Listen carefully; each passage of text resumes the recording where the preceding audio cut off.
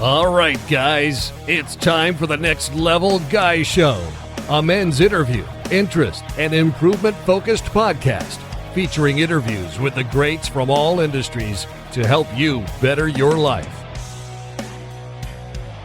Each week, a new episode features an interview with one of the greats, covering all aspects of their story, from life hacks to tips and protocols that have allowed them to live life on the next level. We then highlight concrete action steps that you can use to improve your life. And now, your host, Ian Dawson Mackay.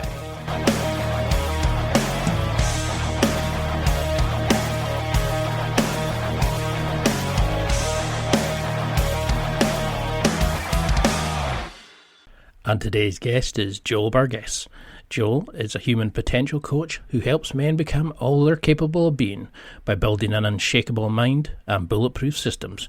He's an expert in the area of human performance and is ready to help you bridge the gap between who you are now and the person you know you're capable of becoming. In this interview, we discuss how to find your core values in your life, why you should look to consciously inflict stress on yourself every day to help you succeed, how to use the concept of your future self to shape how your present self should act, and so much more. And now, let's get to the interview. Thank you so much for coming on. It's an absolute joy to have somebody that I followed on social media like a stalker. But for people who maybe don't recognise the name, could you give a quick introduction and why you're changing lives?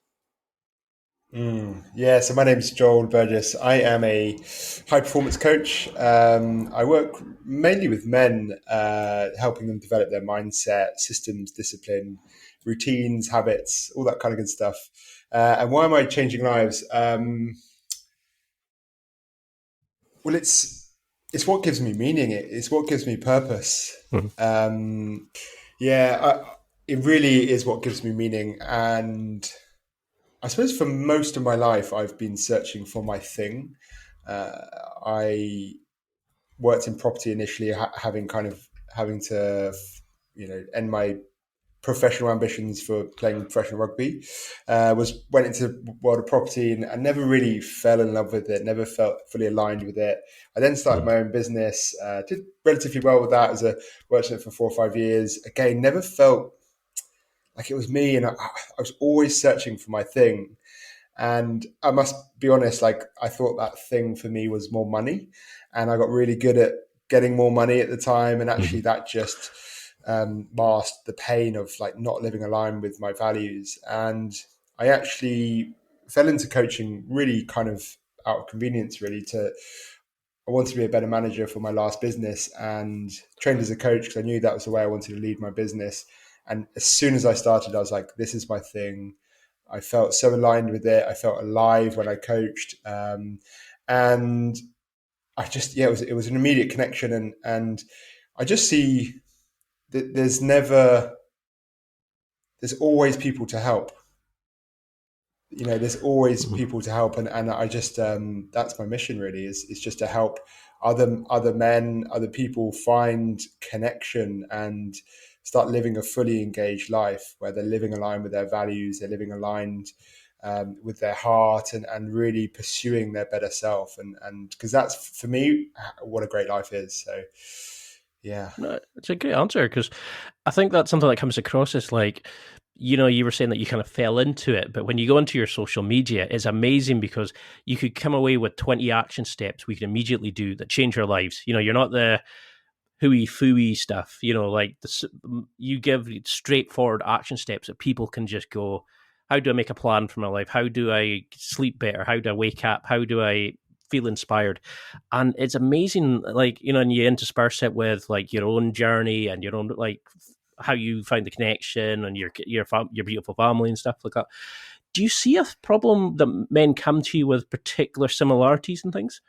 I know you're probably fed up of answering this question, but do you see people using drink, drugs, technology to hide from that feeling that they should be doing more, but they don't know how, or they find their own why in life? Yeah, it's a good question. I think for me, it's compulsive busyness. And that's really masking the pain of not pursuing the dreams that they know that exist inside of them, and it's stopping them sort of sit with that discomfort of perhaps not living aligned, perhaps not pursuing their dreams, perhaps a realization that they've created this life which they don't even want. It's just society's told them that this is the life they should want. And if they sat with that, it would be painful, it would be uncomfortable, and people avoid that discomfort through mostly compulsive busyness. I see just being on the go nonstop, saying yes to lots of things. And that was really the way I kind of masked that pain as well, was compulsive busyness, shopping, alcohol, partying. But yeah.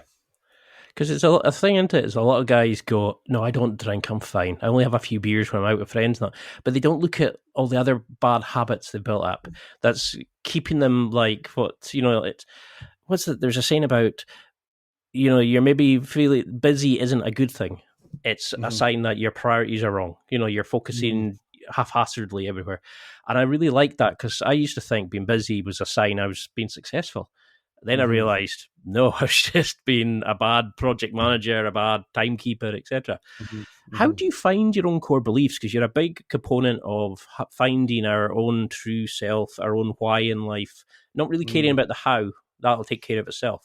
How do we find our own core values? And what was the point that you realised, no, I need more than this? It's, for me, a lot of it comes in discomfort. It comes in sitting with yourself, sitting in silence. It comes from pursuing things and leaning into discomfort, stepping into growth leaning into growth, not comfort, leaning into growth, stepping away from comfort. And in that pursuit, in that discomfort, you start to understand like what you're about, what brings you alive. And actually, when you start using that discomfort as what I call like reverse indicators, actually, that's when you start to understand yourself more. And I'll give you an example. So I used to compare myself and get triggered by the likes of Tony Robbins and Brendan Burchard and Robin Sharma. And like, it's crazy to say this, right? But they used to trigger me. And I used to find myself going like, I could do that, or whatever. They're not that good, and it's wild for me to even admit that. But actually, my coach said to me, what exists in them exists in you. And that was a really big, powerful moment for me, because I was like, wow, that potential exists in me. I wouldn't compare myself against a ski jumper or a snowboarder or a darts player, because I know that doesn't exist in me. I compare myself to people who actually there's something in them that I can see in me. So actually using that as well, using these reverse indicators of where you compare yourself to others, what you're fearful of, what you're resisting, using those as reverse indicators to go, actually, that's not what I should avoid. That's what I should lean into and explore. And then just noticing with self-awareness how you feel afterwards in that. So that's kind of how I believe we come to our core beliefs, our values, and that's kind of how I did as well. Because a lot of people struggle with that, like the sitting in silence to actually listen to that internal voice. And I mean, I've suffered with depression, and I used to go and like struggle with, like, I would go to a pub and sit because mates were there, and I'd be like, I don't want to be here. This isn't me. But because it was like the socially accepted thing, and I wasted hours in pubs and that, wishing I wasn't there. And I know that feeling of like, you're kind of looking around going, yeah, I'm really busy, but it's not what I want to be doing. It's I'm not being challenged. And how do you kind of start working with somebody to say to them, oh, look, that's not, this is what your core beliefs are saying. You're just doing what society tells you, what your wife, that your kids, what your friends tell you to do. How do we start the change? How do we find that initial ignition to change our own lives? It so often comes through pain. Pain is a big motivator, right? And that's why you'll see on my page, like, I'm not all about positivity. And I think there is too much positivity. And actually, we need to leverage negative energy. We need to leverage negative emotions, negative thoughts sometimes, because that can be a motivator, that can move us into action. I also at the same time believe that, it shouldn't have to take pain. Like for me, it was a bit of luck, but really it was deep pain. Like I was really disconnected to who I wanted to be. And that pain kind of forced me to take action. Um, but I don't think it needs to take pain, but it so often does. And actually one thing I do with my clients, well, explore with like people who are thinking about coaching is I ask them, what would be the cost of inaction? Because no one thinks about that. What would be the cost of saying the same, or what would be the cost of, not making any change, not pursuing your dream, not starting that blog, not starting that side business, all these things. What would it cost you? Because regrets, we'll all have regrets. We'll all have regrets. And we almost need to choose our regrets. And using that sort of negative thinking, negative emotions is a great way to move us into action. So I would say, yeah, leveraging some of that pain, that negativity, and future pacing that as well. I love it because it's rare to hear somebody say use the bad things, learn from the bad things, because a lot of times it's they all assume that we're all perfect when they give advice, or you have to be in a certain position before you can then go to the next level. I hate myself for using these puns, but because it's something like I've noticed, it's like a lot of guys just don't know what they're doing, and they feel worse because they're seeing what they should be. They're being told that what they should be and changing their lives. And I really was keen to have you on because you talk about building standards, not expectations. Making habits, like building bulletproof habits into changing our lives, an unbreakable mindset and things like that. And that's something a lot of guys don't have. But I really liked your idea of looking at your future self and seeing what. So rather than hiding in the comfort zone to avoid a bit of pain and discomfort, you're stepping out of it. Is that a great way of looking at the future self to kind of think, what will the future self of me want, rather than what does the current me want to hide from? Absolutely, yeah. I think it is Nassim Taleb who says you can summarize personal growth in 2 words, which is delayed gratification. When we learn to make hard choices now, it leads to an easy life. Easy choices now lead to a hard life. And one way for me that I found a really powerful tool, mindset shift, is thinking about my future self. What would he do in this situation? How would he be? What advice would he be giving me? What would be the best thing for me to do now for him? And when you start to think in relation to your best self, you start to make those hard choices. And sure enough, your future self will be thankful. There's a theory called end of history illusion, where essentially people believe all their change and growth that has happened to date, and there's no more change and growth to happen. But I say to my clients, think back to who you were 5 years ago. Okay, going to be much different beliefs, different values, different circumstances. Everything's going to be different. Well, think about the person you're going to be in 5 years. It's going to be, again, totally different. And you have 2 choices. One, you can live by default, and you'll have no idea who that's going to be. And you're just throwing shit at the wall and seeing what sticks. It's going to be chance who that is. And you're going to be influenced by your circumstances, environment, your conditioning, and you're going to live unconsciously. You've got no ability to say who that would be. Living by design, on the other hand, is getting clear on that person, building the systems and the standards that will allow you to get there, going all in and kind of letting go of the attachment to that. And that's what I'm all about. It's getting clear on that person and going for that. Like, you're not going to be exactly the same as that person, but at least you're living consciously. You're living from the inside out, where you're designing your environment, you're working with your environment, you're working with your circumstances, and you're deliberately choosing, you're consciously choosing who you want to be and your actions that align with your future self. So it makes perfect sense when you think about it. It's like, you see people try to change their lives without really knowing who they want to be. So they'll go out and say, I'm going to go and start running. And you go, well, why are you running? What's this going to benefit? Or like they'll go to a coach and he'll say, go work out in the gym. And you go, do you like working out in the gym? No. Well, why not go and get a team sport that you enjoy and you can socially connect with other people?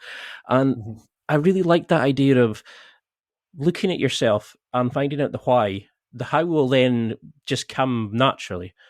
And you will kind of find it. And I liked your idea of creating habits, but building the environment in a way where you kind of had to do them. So like you wanted to take cold showers, so you turn your thermostat off. You wanted to read more, so you turn your Wi-Fi off on a timer to make your environment suit you. Do you think that's a problem? Is a lot of people don't have their lifestyle set up to benefit their hobby, changing their habits, and that they're trying to take habits that aren't really what they need in their life? Yeah, absolutely. I think people forget how much of an impact our environment has on us. They say you're a product of your environment. You're a product of your habits, but you're a product of your environment. Your environment's kind of shape your habits. So this is kind of at the heart of living by design. It's about, who is my future self? What kind of behaviors would he do? And then working with your environment to slow boil yourself, to almost using the temp in bowling analogy, sort of keep you on track, that it's automatic that you're going to become that person. And I think the reason why very few people are willing to do that is because they're just not committed. They're not in love with their future self. They're not totally clear. They haven't got that why. Because when you have that why, that real burning desire to become your future self, you then just get committed. And you make that decision once, like switching the thermostat off, like switching the Wi-Fi off. You get fully committed, and then the decision's made. And then you just, it's a self-fulfilling prophecy where your environment is working with the person you want to be, and it's automatic. So once you start living like this, things just become this virtuous circle. Whereas when you're living by default, it's the opposite. Your environment sort of drag you down, and then your actions confirm your suboptimal beliefs, and then it can spiral out of control. And then people can wake up going like, hang on a minute, how did I get here? I don't even recognize myself anymore. And do you think that's why people have a problem with like discipline and consistency, is that they're taking on something that isn't true to their core beliefs or what they want from life? So they're maybe taking on a habit like going to the gym, which maybe isn't what they need in their life, or that they're wanting to take on another habit that sounds good and impressive to others but isn't. And if we take habits that are aligned to our values and our goals, we'll actually, you're just going to do them because it's by design. It'll just naturally take care of itself. Do you think that's a big sort of part of it? Yeah, I think there are many parts to it, which I can talk about, but I think absolutely. I think when I work with my clients, like the first thing we'll do is talk about values, getting them really clear on the values. Once you know your values, you kind of have the bedrock from which to make all your decisions. Values and vision, get those two, you have the formula for living by design. And then, working backwards from there. And it's very simple. It's like, okay, values, vision, who would I need to be to live into those values? What actions, what would I need to do? Who do I need to be? What person do I need to become? And then kind of working back from there. So once you have that emotional connection to the bigger picture, you can then align your actions, your habits, your standards with that bigger picture. But I think people aren't willing to ask like those questions, like what's important to me? What is my vision? What do I want to create? Who do I want to be? Because they're scared. They're scared of what it could untangle. It's going to throw the apple out the apple cart, whatever that saying is. It's going to throw a can in the worms. I'm throwing all the sayings that are not getting it right. It's raining cows and monkeys. I used to say memes, and people will be like, what the hell is he on about? Because I'd seen it, but I never heard it. And I was just like, I usually say things that fast. People are kind of, I know what I mean in my head, but it doesn't come out of my mouth. And you see people kind of going, I think I know what you mean. But no, I mean, we've been talking almost like 20 minutes, and I can see how you've been so effective because you just have this natural way of connecting and drawing people in and just listening and understanding. And it's rare to see that. I see a lot of guys talking about like a lot higher level stuff, and they're kind of like, you come away and go, what did he just say? Where with you, it feels like you're speaking to me as a mate, and you're just encouraging me to find my own journey. And it's, you're just helping me along. You're not pushing me. You're not trying to change me. You're there to support me. How do we start dealing with, this is our ego. This is our societal pressures. This is our parental pressures.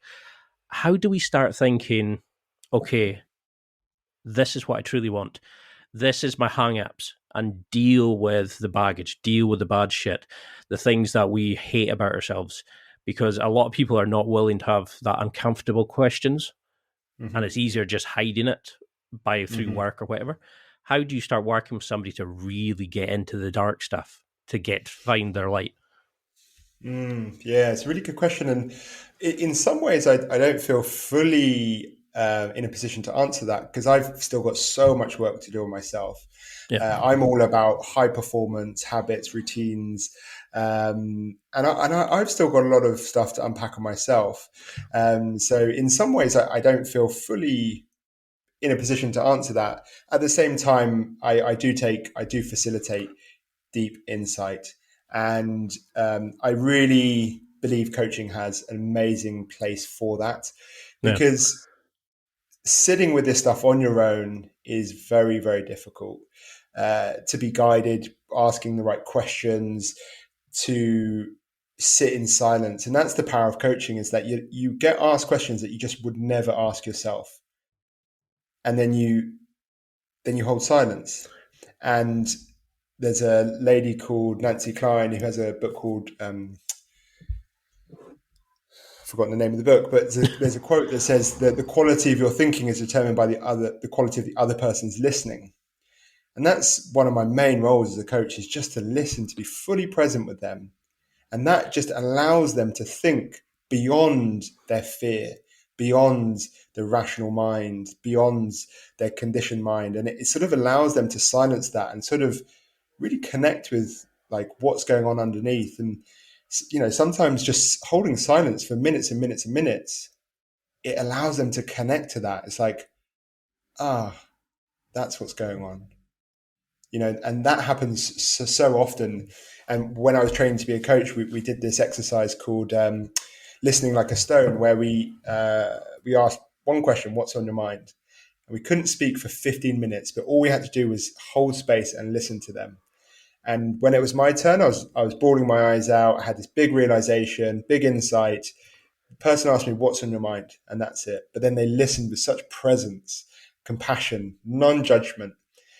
And that's a big role of what I do, is listen with compassion, no judgment. And if we can learn to do the same with ourselves, is listen to ourselves without any judgment, and just observe the mind, observe the stories, observe the stories that are going on. And then we are able to really sort of unpack that. But it's that judgment that causes so much of the problem, because when we start judging, we then avoid that voice, that story, then we run away and distract ourselves with our phones or what have you. So it's silence, compassion, non-judgment, how I facilitate it. Because it kind of rang a bell with me, because when I was really bad, I had been diagnosed with depression. I had gone and I tried speaking therapy, CBT, like cognitive behavior therapy. And the thing that came from that was people saying, you're not your thoughts.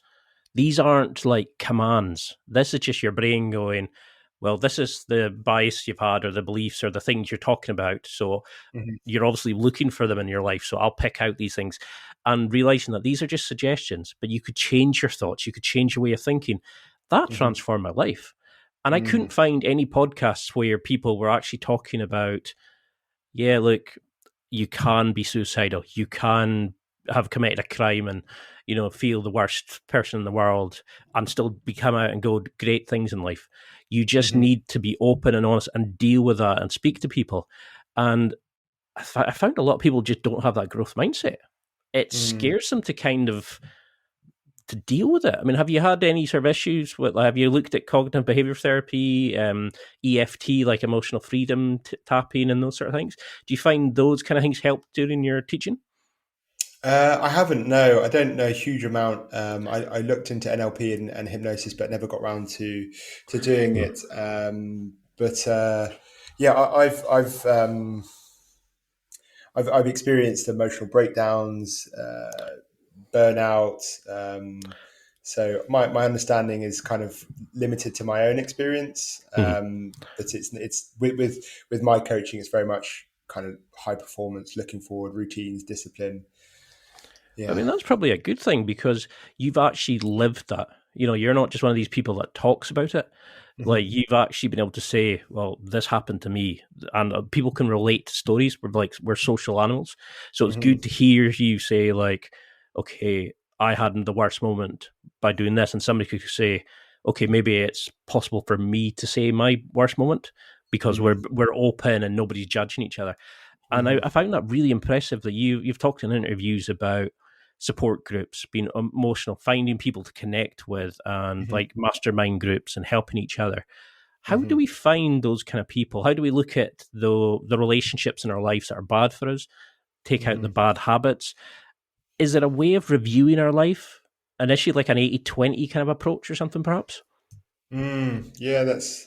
yeah, I mean, I do think... yeah, 80% of our problems are probably created by 20% of the people. And I've personally found like being proactive and finding new groups rather than, looking at your current network and understanding, okay, who do I need to, move away from, or who do I need to, and I've kind of gone to that route of like, they need to change, they need to come with me kind of thing. And I was very much in that victim mindset. But I found my kind of mastermind, but just being proactive, going to events, speaking and leading by example. So the mastermind I'm in, there's four of us, and I met sort of the guy who came up with the idea at an event, and I just spoke really openly, vulnerably at the event. Not many other men did that day, and he saw that. Kind of saw that immediate connection, and he came up afterwards. And then he shared vulnerably about his current situation. And immediately we just got a bond. And then we immediately had this connection. So I would say, if you're looking to find your tribe, is you've got to be proactive. You've got to go to these events where other men or women like who are having these conversations are hanging out, and then just lead by example. When you start sharing vulnerably, start sharing openly without and listening without any judgment, you just get immediate connection. And there are now, numerous men's groups and men's circles and men's events and retreats, which is just amazing. So I would say, yeah, join those, be proactive. And it's just, I think more men need other men need to surround themselves with other men who are willing to express their emotions and their thoughts, and then hear the non-judgment, see the non-judgment. No, it's a very good answer because it's something. When I came from a small fishing village, and everybody was very much you go to the pub, you play football on a Saturday, you get blitzed, and then you recover on a Sunday and you go to work. There was no such thing as I'm feeling sad. You would all take the mickey out of each other as a way of showing who's dominant, who's masculine, and you're like. So I had to go away and use things like meetup.com, where you go and find like groups who are into blogging, podcasting. It's a great site, which I highly recommend. And I ended up going to a new city for a job, and I knew that was a chance to recreate myself. So I found Brazilian Jiu-Jitsu, playing five-a-side football. I found a lot of like new people by going into things that I was interested in, not playing the life that I was wanting, but playing the life that I actually wanted. Not the one that I was pretending to have, but the one I actually wanted. How do you advise people to make that initial step? How do we stop caring what others are thinking and comparing ourselves, and actually just stepping up and going, this is me. I'm batshit crazy. I'm weird, but I'm happy. I'm not the social media image that other people make. I'm just me. I'm just Joel. I'm just whoever. How do we stop comparing ourselves, stop caring what others are thinking, and just live. How do we make that initial step, do you think? It's a really good question. I think what kind of comes up for me is, it starts with self-awareness, and it starts with also just getting out of your head. A lot of men are in their head, and their head is obviously full of fear and rationale and conditioned mind, and it's keeping them small. It's a story. So I would, for the men I work with, I do a lot of stuff to get them out of their head and get them into their body. So I'll do sort of stuff like cold showers, meditation, breath work, and then just noticing how they feel afterwards.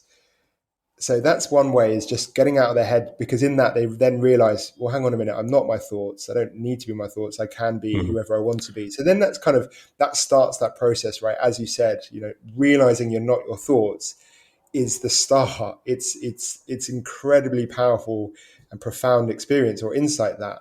So firstly, it's like getting out their heads and getting into their body, cold showers, and then developing courage. Developing courage is like a muscle, and sort of falling in love with their future self, falling in love with the person they want to be, and then building the systems to get there. And starting small and building just actionable steps that can get them there, and then just noticing how they feel, noticing their aliveness, building in that self-awareness as a habit, and just sort of realizing, hang on a minute, I feel alive when I start writing, or I feel alive when I'm blogging, or I feel alive when I'm playing five-side football.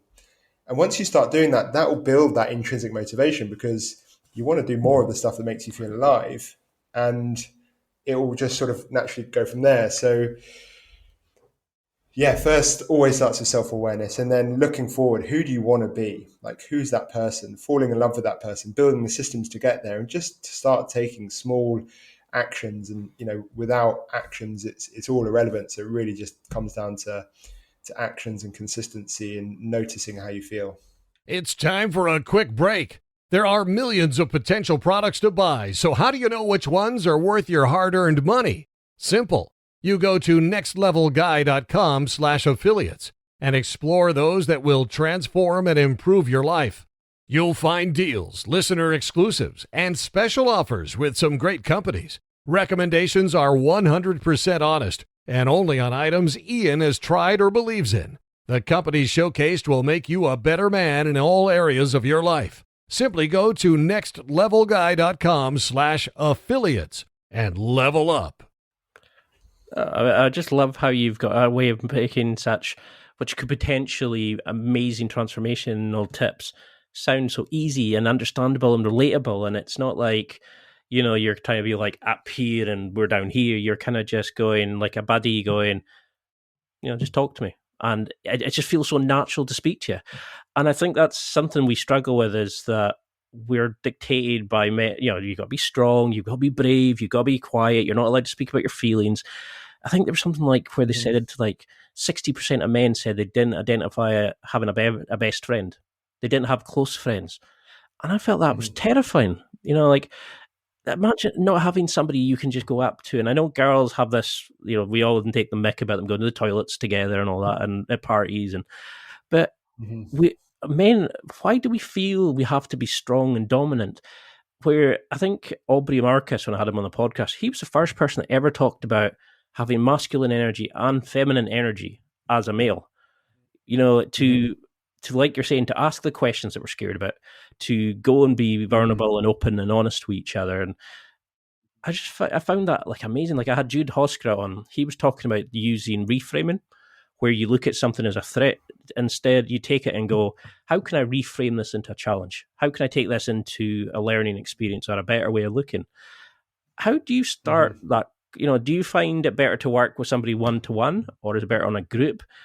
How do we start building that openness? Yeah, I work with my clients both ways, but the way into men for me is sell them what they want and then give them what they need. So I love it. I position to men like performance. performance, more money, more success, better health, better body, I position it as that. But the real work I do is, getting them connected to their body, their emotions, their feelings, their heart, getting them out of their head and sort of into their body, taking action. And the way I kind of do that is position it as a way to perform better. Our emotions, our feelings determine our thoughts determine our actions determine our results. So I start with that, like, hey, we're in the results game. We want to be healthier, we want to be fitter, we want to be wealthier, we want to be more successful. Our actions determine those. What determines those? Our thoughts. What determines our thoughts? Our feelings. Our feelings and our thoughts feed each other. What's below that? Our emotions. And that's where men don't just stop. So if we're not aware of our emotions, we're missing out this whole resource of information that's in our body that we can tap into. But if we stop above that, then we're just in our head and we have no ability to reframe things. So I position it as, performance. And then what naturally starts happening is they start expressing how they feel. And I ask them, how do you feel right now? And we in my group coaching calls, we do a check-in where we ask, how are you feeling in your head, your body, and your heart, separating those three: head, body, heart. And once people start doing that, they're like, wow, I've actually never sat with my emotions and explain my emotions.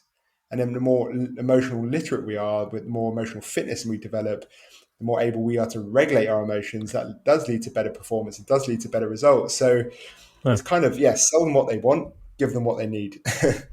No, I love that. I love that kind of thing of, you're almost like playing to their ego enough to get them, to get the whole part of them interested, because I think sometimes our ego hides us from taking something on because it goes, oh, no, we're not touching that dark stuff. We're happy as we are. Or, we're not stepping out the comfort zone, where sometimes it's good just to go, oh, come here, I'll show you how to get a better body, get money, get girls. And then when you're actually dealing with them, you can start tapping into the deeper stuff. Yeah, it's an awesome way to do it. And I mean, I know, like, I struggled with imposter syndrome for ages. Like, I hated going to the pubs and stuff like that.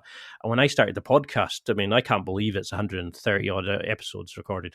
I would have normally given up something as soon as it became a struggle, and suddenly this opened up speaking to amazing people like yourself.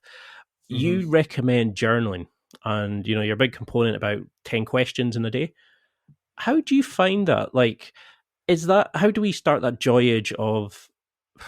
honestly, I can't speak today, that voyage of discovery?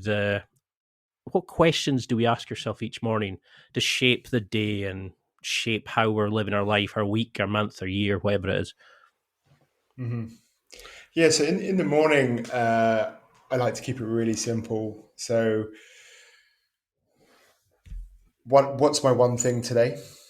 Like, the book, The One Thing, had a really big impact on my life. And ever since reading that, I've always just had one thing for the day and just been really conscious of just simplifying my life. I really believe that a fulfilled life comes from simplification, subtraction, not addition. So what's my one thing for the day? What are some potential challenges, and how would my best self be in those moments? So they're probably the 3 questions that I'll ask in the morning. Okay. And then in the evening, it's really simple. It's like, what did I do well today? What could I have done better? What will I do better tomorrow? Really simple again. And that first one is really big for men. What did I do well today? Because most men live in that gap of where they are to where they want to be. And when we live in that gap, we're just going to always come up short, right? Because our future self is ambitious. It's ahead of us. And when we live in that, we're just going to come up short. It's going to hit our confidence. We potentially get depressed and all these things, and we're just going to beat ourselves up. Dan Sullivan, the coach, talks about living in the gain, not the gap, which is where we look back and we realize how far we've come. And in that builds confidence and fuels more motivation, fuels bigger action, fuels bigger ambition. So I think that's really, really important for men, is just to celebrate the successes in the day. Without that, like, what's the point of this all? So yeah, celebrating the successes and then asking, what could I do better? Because so few people actually review their day. They don't even look at like since I've started doing I was always negative. I hated everything. It was always someone else's fault, etc.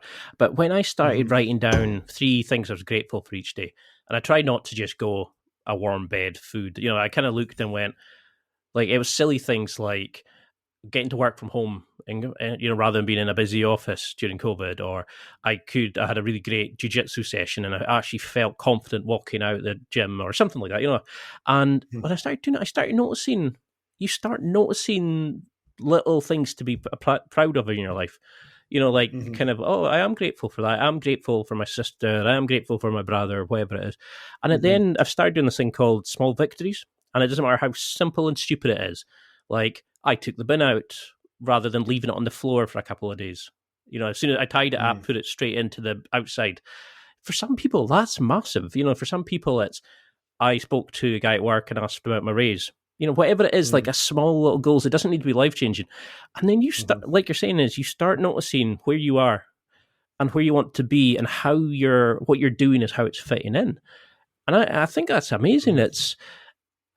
Because I used to think journaling, meditation, phooey, what other things do you find like that work well? How have you set up like a wake up? Because you're one of these evil people that think getting up at 5 o'clock seems like a good idea.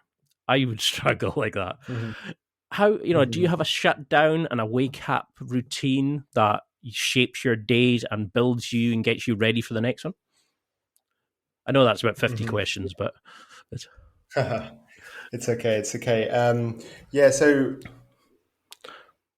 using the concept of it's Charles Duhigg, the keystone habit. There's various keystone habits in my day, which is kind of that lead domino that leads to an onset of good positive habits. For me, waking up at I wake up at 4:45. Like that is my lead domino, and I don't give myself any choice but to wake up at that time. I have my alarm outside. I use an app called Alarmy. I have to solve 3 maths equations to switch it off.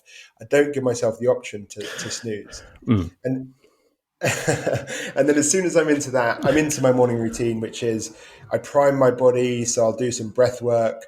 I flood my body with positive emotions. So I'll feel gratitude. I'll step into a moment, perhaps with my daughter, and I'll relive that moment. I'll allow all those positive emotions to flood through my body. Then I have a moment of silence, 5 to 10 minutes, do some journaling, and then I'm into what I call my magic time, which is about an hour and a half of deep work. And then I have my morning with my daughter, then I go to the gym. So I really believe in, bookending your days, your morning and your evening. That's when you're most in control. And my evening's a little bit more flexible. Like I obviously getting up at 4:45 does require going to bed pretty early. So I like to be in bed by sort of 9:30, sort of asleep, by 10 absolute latest. But I just meditate before bed, a little bit of journaling, and then I'm off. So less regimented in the evening, I suppose. But I wouldn't stay up really past 10 during the week.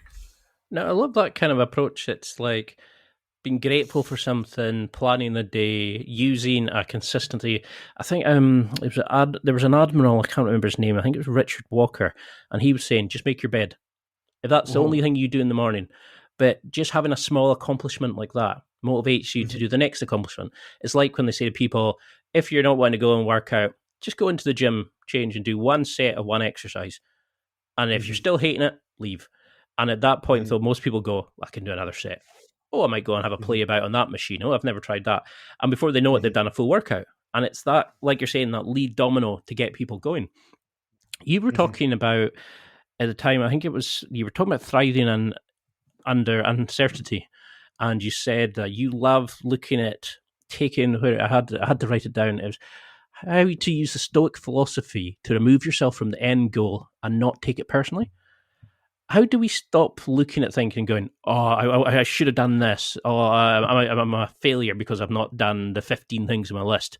And instead just use like Stoicism and say, this is what I need to achieve. I'm going to do it. It doesn't put a value on me by not achieving it or achieving it, but it just helps me in my goals. How do we use that kind of philosophy and approach to life? Stoicism is the tools that I love using from Stoicism kind of negative visualization, and also just realizing that in that kind of comparison, or I should have done this, I should have done that, or I should be here. It's realizing that you are living someone else's dream. There's always someone, however bad your situation, there's always someone that will want your life, or your life is their dream. And that's why traveling is so powerful, and going to poorer countries, you have those moments of just real gratitude and perspective. And there's a moment I traveled around Sri Lanka and used to live in Indonesia, and I lived near a rubbish tip, and people live in this rubbish tip. And that's a moment I'll go back to, in those moments where I'm thinking I should have done that, or complaining about my life. It's just having that realization that I'm living someone else's dream. Someone would absolutely die to have my life. Yeah. And that's just a real perspective shift of like, stop this moaning, stop this complaining, focus on what you have, be grateful. And that sort of stoicism theory of kind of the way to be happy is to want what you already have. Most people's formula for happiness is, once I have more money, once I have the job, once I have the pay rise, then I'll be happy. Stoicism thinks their theory of happiness is want what you already have. And what a wonderful way to look at life. Because you always have I love that kind of way. It's like you always hear the guys kind of going, if I have this, when I have this, I'll be, sorted, and thinking, you're complete the way you are. You don't need to change. You don't need to, if you want to go and do something for you, go and do it. But don't do it because it's going to be, impressing the Joneses or something like that. And I used to think that as like, oh, I'm going to upgrade my car. I don't really need one, but I'm just going to get it because it'll impress my mates. Oh, I'm going to go and play football. And I wasn't really enjoying it at the time because I want to be part of the group of lads and stuff like that. I didn't feel like I could just sort of fit in without being part of the football team or something like that. And it amazed me if, like, when I look back now. But if you'd said to me I'd be doing the stuff I am now, I'd have said, you're off your nut. I look back and I'm so grateful for what I've done, but I think a lot of people, like you're saying, they don't have that gratitude. They don't appreciate that, people would kill to have the lifestyle we have nowadays in some societies. And it's terrifying when you see what some people are putting up with. I spoke to a guy called Jonas Diekman. He had traveled around the world and that, and he was saying it was amazing just going to like Mexico and things when people had absolutely nothing except the community spirit, the connection between them, and how people go out their way to help each other. And, we talk about it on the media as being the worst place in the world and, danger and all these sort of places. And he said what he found was the people were amazing. It's, but they don't have much, but what they do, they'll share and they'll connect and they're willing to go out. And it's a beautiful way of looking at it. Have you always been sort of interested in the Stoic philosophy, or is this something that you've developed as you found out more about yourself? Yeah, it's been a relatively new thing. It's been a relatively new thing. And it's definitely an area that I really want to learn more about. And I think there's perhaps a misunderstanding about the Stoicism that they're kind of emotionless and they're very, straight. And actually, some of the tools can sound a bit dreary, like negative visualization. Imagine losing the person closest to you. It's like, but actually the result of that is like real gratitude and love and appreciation and joy. Whenever I'm having a bad day, I'll actually have a moment where I'm like, imagine losing my wife and daughter. And it will only be for a split second, but it snaps me out of it. I'm like, what am I doing? Like, why am I complaining? This may be the last time I ever do this. This may be the last time I ever play with my daughter. Like, let's be here right now. And it's just, they're just tools to bring us back to the present moment. I'm very much early in my journey in Stoicism. I definitely wouldn't say I'm a Stoic, but I really interested in trying to combine, I'm interested in Stoicism, Buddhism. I don't know much about it, but I'm really interested in that. Neuroscience, kind of, just all of it really. I'm just fascinated by the mind. I love the way that you're kind of you're always looking to evolve and grow yourself and kind of find, play with different things. And, because a lot of people got into stoicism. Ugh, I really need to learn to speak today.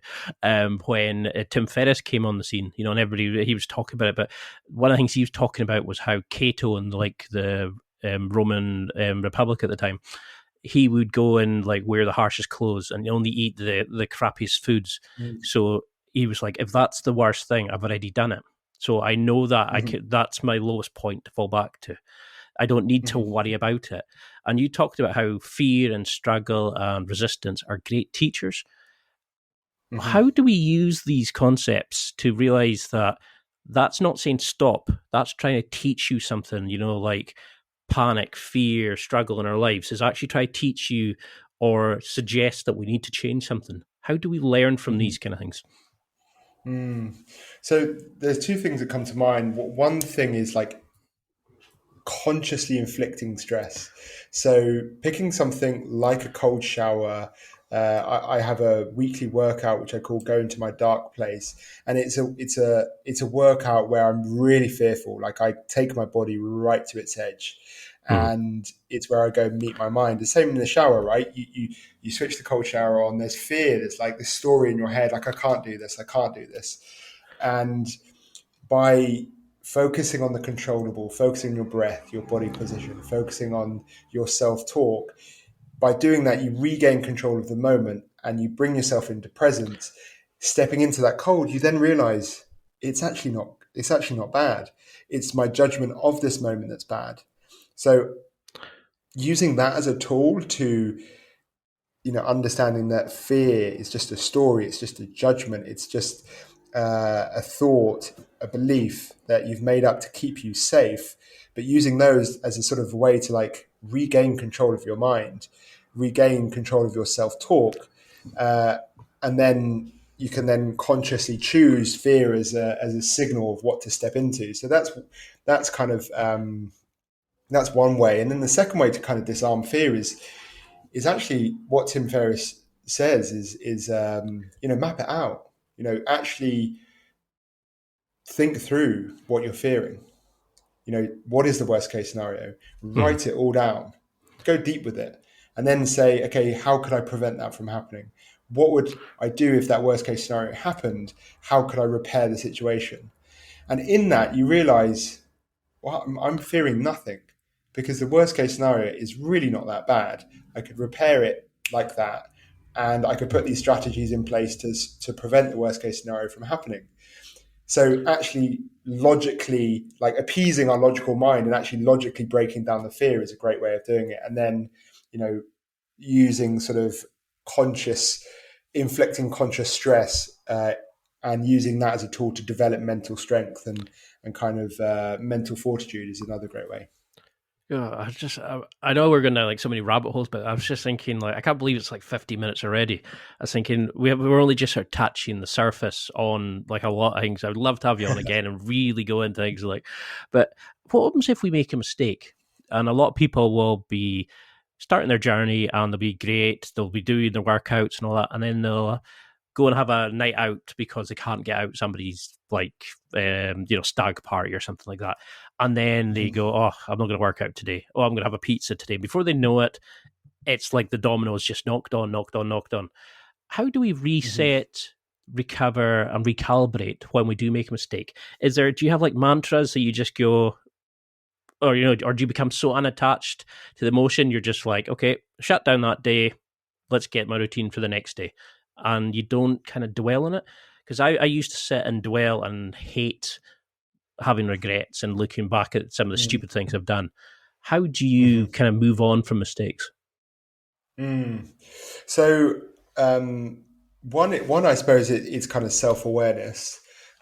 Without self-awareness, it's very easy to get caught in that vicious circle and spiral out of control. So it's having self-awareness and some self-compassion in there as well. I say, there's three things that I kind of say to myself is like never twice in a row. If there's something you regret, just don't do it again. Never twice in a row. Like I Awesome. snooze occasionally. Mhm. Just don't do it tomorrow. I sometimes overeat. Cool, don't do it tomorrow. And that just maintains momentum. When we lose momentum, it's very easy to spiral out of control. And, guilt can be a useful tool. A negative emotion, again, regret can be a useful tool because it's giving signs of like when we're not living aligned, when we're not being true to ourselves, when we're not being our best self. So use those as tools with compassion and just say, cool, not again tomorrow, never twice in a row. So that's one thing I kind of say. And then the second is, the worse we feel, the more we rely on our systems. So when we're at our worst, like that's when we need to just lean into our systems. That's when we need to just lean into our habits and just focus on, okay, what is that one system, that one habit that gets things going, and just focus solely on that rather than the bigger picture. And then the third thing I'll kind of say is what you do on the tough days determines what you do on the extraordinary days. Like those days where you don't want to work out, where you want to snooze for hours, you don't want to go to work, you don't want to focus, you don't want to, those are the days that you absolutely must. Like the more you don't want to do something, the more you need to do it. Mhm. And the way we do that is we make decisions when we're at our best to defend ourselves when we're at our worst. So when you're feeling motivated and things are going well, like sign up to marathon, buy a pack of personal training, sign up with a coach, sign up to things that will become your defense mechanisms. Leverage that motivation because the bad times will come. And I think this is a big thing with the positive, toxic positivity that's going on. People forget that the bad times will come, and they will come. So make decisions when you're at your best to protect yourself when you're at your worst, those times which will come.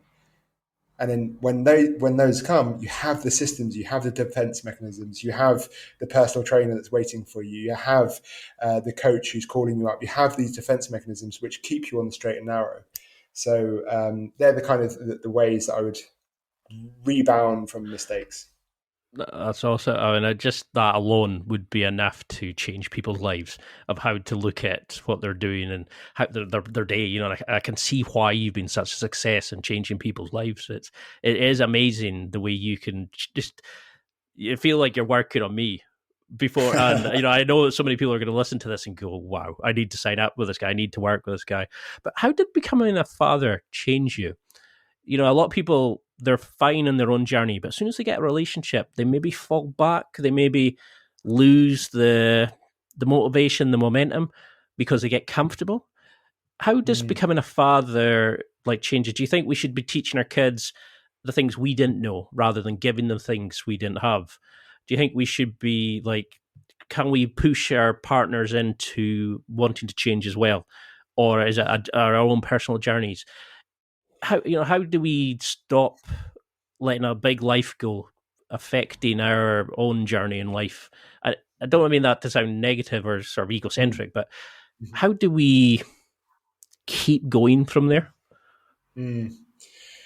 I mean, initially I found it a little bit challenging. There's this other person demanding my time, and at the time, I'm very purpose driven. I've got a mission. I love what I do. I love my routine. I love all these things. And then there was this other person that was demanding a lot of that time. So I won't lie. Initially, I found that very challenging. Yeah. Um, but as kind of time's gone on, she has become she has taught me so much about life, more than I'll ever teach her. And I just cherish every single moment with her. So for me, she's really taught me the value of time, and she's taught me to like really engage with the present moment. Just watching her, she's so fully present. Obviously, she's not thinking about the future or the past. She's fully present. She's also Mm. taught me about expressing her emotions. Like, when she's sad, she'll cry. When she's happy, she'll laugh. She's fully engaged. She's fully present. She's fully authentic and just expressing her truth. So she's teaching me way more than I'll ever teach her. And she's become a big part of my mission, my purpose, my values, and she's actually made me far more focused, far more effective, because I want to do as much as I can to spend as much time with her as I can. I won't work past 5 from 5 to 7, that's my time with her. I have an hour with her in the morning. I work from home often, and spend hours here and there at lunchtime and what have you. And I don't work weekends because I want to be with her. So she's actually made me far more effective with work because she's made me realize my own limitations. I've got less time. So in that, I've made harder decisions, tougher decisions. I've started to make higher leverage decisions. I've started to say no to more. And the things that I say yes to, because I've made tougher decisions, I'm all in for. I'm more effective. I'm thinking higher leverage. And because of that, my success has actually skyrocketed because I've started making those harder decisions. Had I not had her, you don't realize your own limitations, and you can carry on working till 11 p.m. and you can work on the weekends and blah, blah, blah. And because you think you can do it all, you don't say no. And you say yes to loads of things. And then in that, you value your time less, so you take more on. Then your mind gets scattered, your attention gets scattered. You then you can feel anxiety from all the things you could do, and you're far less effective. And actually having a baby does the opposite. It's like it reminds you of your own limitations of time, and then it forces you to make tough decisions. And in those tough decisions, you start to value the decisions that you say yes to, and then you're all in on those decisions. And my whole principle in life is just to be fully engaged. Like wherever you are, there you are. Be there. It's great because I'm an uncle to 3, and 2 nephews and a niece, and it's amazing when you look at them and you go, they don't care about the past. They don't care about the future. It's all just about the present and doing things and learning, and it's their curiosity, the joy, and and it makes you a better person. I love being able to hand them back, which is great. I love being Uncle Ian and doing the crazy stuff and the wrestling and all that with them. But I'm definitely wanting to become a father later on. And I think that's what for a lot of guys, it's having something depends on them, that you can't. And it's like that. Is it Pareto's law? The amount of time that you have for something, you'll fit the task into it. So if you've got a weekend, you'll spend all weekend on a job. If you've only got half an hour, you're only going to spend half an hour on something. You're just going to get it done. You're going to cut out the crap. You're going to do the essentials. And I think having kids definitely does something like that to us. I mean, until we can get around to it, I'm really disappointed to have to end. I mean, what would you want people to take from this? What do you want them to remember as an overall message before we get into like the social media handles and things? What would you want them to, is there homework you would have them do? Is there a mindset shift you would want them to be thinking about? Big question. I feel under pressure, but I would say, I would say take responsibility for your life. Lean into discomfort. Use discomfort as a signal of what to do, not to what to run away from. And I mean, let's just leave it there. Take responsibility for your life and start using discomfort, resistance, fear as a signal of what to do. And you start doing that, you start building that courage muscle, you start stepping away from comfort and stepping into that courage. Life will become exciting. It will become fulfilled. It's scary, it's hard, but it's so much fun. It's so much fun. And you've probably experienced it with launching this podcast, right? To put yourself out there, to reach out to guests, to do all these things. That's brave. It's courageous, but that feeling of after you do it, that fulfillment you get from stepping into that fear is just, it makes you feel alive, and then you want more of that. And take responsibility, lean into discomfort. I'd say those two. There's many things, but I would say those two. Because it is scary. I mean, when you come away, I never feel like I'm the same person after an episode. Your comfort zone or your starting point is slightly different because the guest has opened you up into changing or something. Do you find that with your clients, that working with somebody makes you grow as a person? And do you have a favorite client transformation? That obviously there's certain things you won't be able to talk about, but is there is there one that you can think about that blows you away when you look at who they were to who they are now? I love all my clients. I love all my clients, and I learn so much from my clients. I learn so much from them. And they're teaching me to be a better person because, a big part of coaching is, teaching your own nervous system not to be reactive, not to get triggered, so you can hold space and be fully present. So I have to do the work on myself to be able to hold presence and space for them. So they push me, they teach me. It's hard drill down on a number of clients, but I'll come to the one that's kind of most fresh, who's an incredible guy, but he didn't realize his own greatness, and he was thinking small, and he had self-doubt, he had imposter syndrome, and I just got him to see his own greatness. I got him to start thinking bigger, and I got him to start thinking like 100 times bigger than he currently was. And in that, we had fun with it. We had fun with it. Like, okay, what if the goal was 10 times bigger? How would you think? And you go, I'll do this and this and this. Okay, what if it was 10 times bigger than that? I'll do this, this, and this.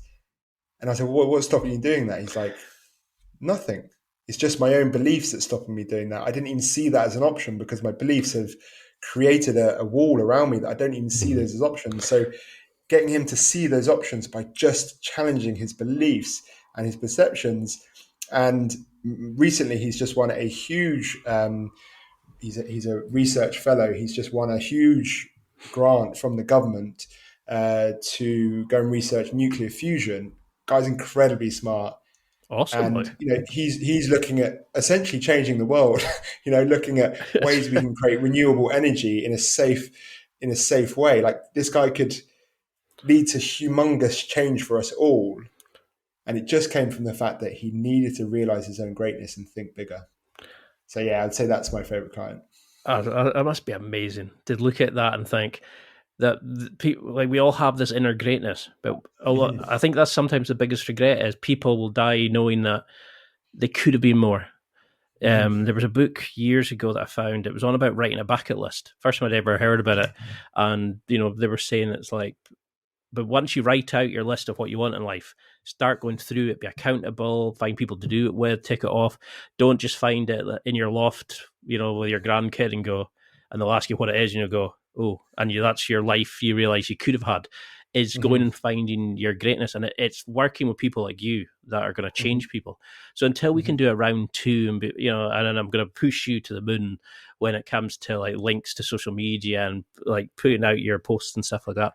How can we connect with you? How can we work with you? How can we find you on like Instagram, YouTube, these sorts of things? Have you got programs that people can join, or how would you start working with you? Yeah, so probably Instagram is the best place. I am Joel Burgess is my handle. I have a group coaching program. It's a 12-week group coaching program. It's called 63 Days to Personal Power. It's all about gaining clarity on your values, your vision, your goals, then building the systems to get there whilst developing a sort of bulletproof mindset. We look at stoicism. We look at all sorts of ways that we can develop a resilient mindset, and then surrounding yourself with like-minded, ambitious people who will hold you accountable, raise the standards. It's a game changer. Like, every single man that's gone through the program has transformed their life. And the beauty of it, it's not just a one and done. Like, you get a system that you can use for the rest of your life. Like, I'm all about systems. And that's what you get by the end of it. So that's kind of where I'd start. And I do have, I work with 10 one-to-one clients at a time. They're very much kind of very top performers, big CEOs type. And I don't have space currently, but so the group coaching program is where to start.